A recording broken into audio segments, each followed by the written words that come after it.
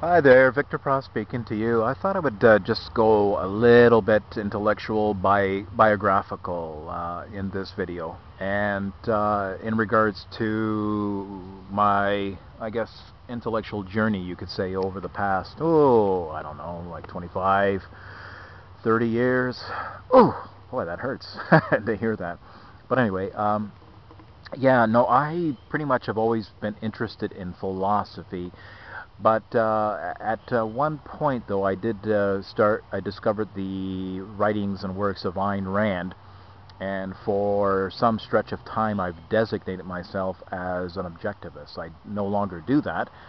I do not ascribe to any philosophy by name or ideology that has been written down and uh, and then stuff myself into a mental folder that says, yes, I am this one thing, and there it is. And what that one thing is just happens to be the complete writings of whoever the person is that founded the philosophy or ideology. I don't do that. I'm interested in philosophy, period. The capacity to philosophize and to always question and to look at things firsthand versus stuffing myself into a paradigm that has already been created, where the founder of that philosophy is no longer around and it's just been laid down once and for all, and therefore I follow that, with allegiance and steadfastness. That's ridiculous. That's not philosophy. That's religion. Okay, and so I think it's rather unfortunate that Ayn Rand designated her philosophy after a name, such as Objectivism. That it's been that it's anybody who designates themselves as a objectivist, it becomes a closed system. It's just everything that Rand wrote about. No matter if it's factual and compelling and rigorously logical and things like that. I just think it's a bad habit to say I'm that thing. Because we human beings have the capacity to err. So as new discoveries are made, and it could be uncovered where Rand has been wrong, it's ridiculous to say, well, I'm an objectivist, and I don't care about, keeping one eye on the Rand, and then keeping the other eye shut to reality. I mean, that's what you get when you follow any kind of ideology, religion, or philosophy, when you approach it that way. So it becomes authority-based in a certain way, and not investigative and open and probing and searching and rational and empirical, so forth.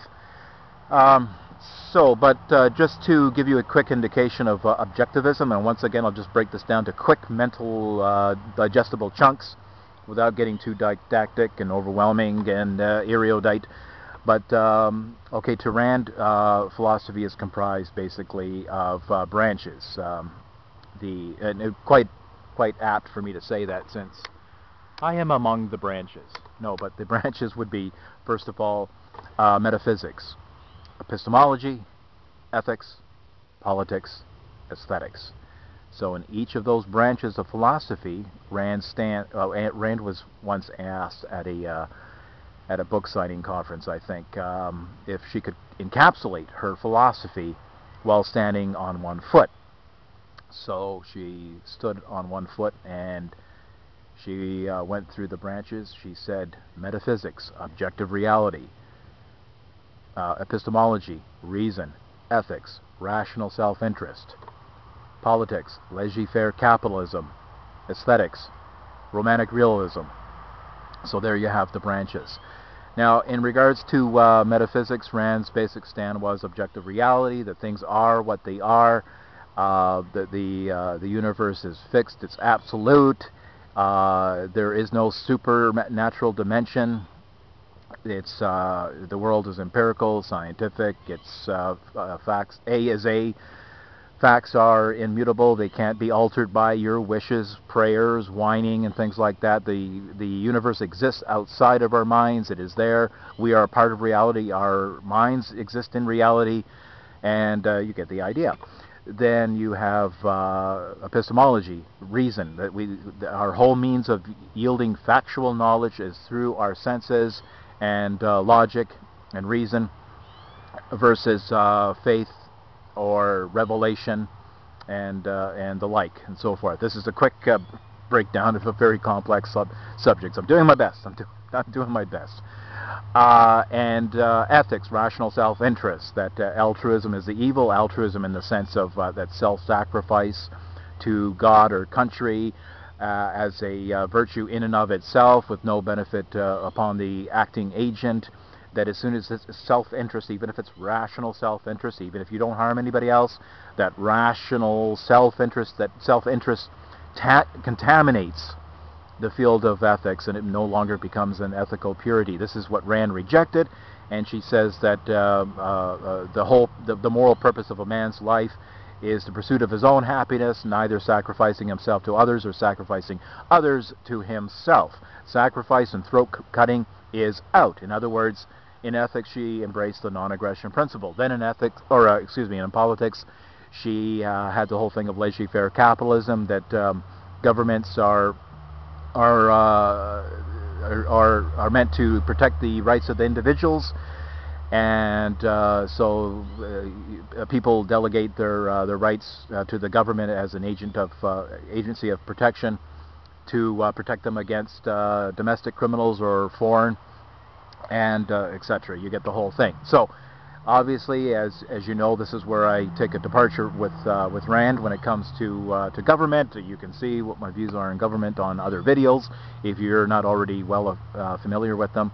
And so that is pretty much the journey that I've taken in my life, and among studying other things as well, other philosophers, I mean. So I've always been amazed that Rand could not see the blatant contradiction when it came to bridging her ethics to her politics. I'm truly astounded by that. But then you have at the end of Atlas Shrugged in Galt's Gulch, that seems to be a rather anarchist, stateless civilization that has been set up, and of course objectivists will, the followers of Ayn Rand, we'll put it that way, seem to jump through all these mental loops of trying to justify that, and well, they were going to eventually set up a government. Okay. I always had this sneaky suspicion that Rand was a kind of a cryptic anarchist, and she just thought perhaps presenting anarchist views would be a little bit too radical.